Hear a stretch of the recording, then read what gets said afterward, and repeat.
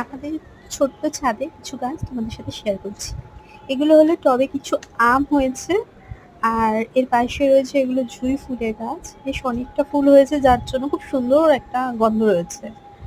আর এর পাশে এগুলো যেমন ছোট ছোট স্থলপদ্ম রয়েছে, কিছু জবা ফুল, টগর ফুল, মানে বিভিন্ন ছোট ছোট ফুলের গাছ রয়েছে। তোমরা দেখতে পাবে একটি শুকনো গাছ রয়েছে লম্বা করে, বাট এই গাছের মধ্যে একটা নীলকণ্ঠ ফুল রয়েছে, যেটা প্রত্যেকদিন প্রচুর হয়, বাট আজ একটু কম হয়েছে।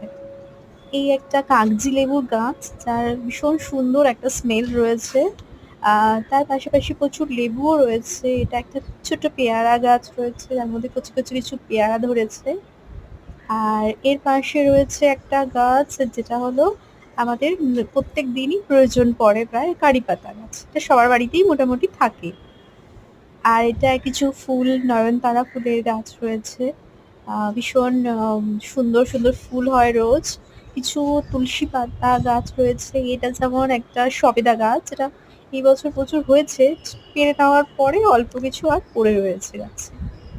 আর এর পাশে একটা জামরুল গাছ ছিল, যেটা এই বছর প্রচুর জামরুল ধরেছিল এবং পাখিরা খুব আনন্দ সহকারে সেগুলো খেয়েছে।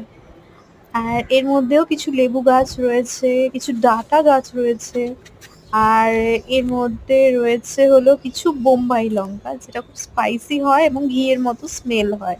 প্রত্যেক বছর অল্প হয়, বাট এই বছর প্রচুর লঙ্কা হয়েছে আমাদের এই গাছটাতে। আর এর মধ্যে কিছু সেই ডাঁটা রয়েছে, ছোট ছোট টবের মধ্যে কিছু সজনে ফুলের গাছ রয়েছে, কিছু বীজ ফেলা হয়েছে।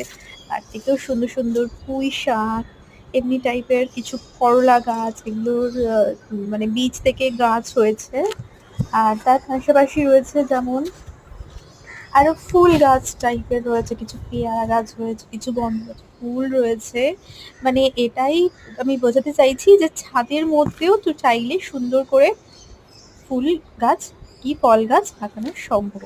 তার থেকে তোমরা সুন্দর ফল পেতে পারো। Thank you.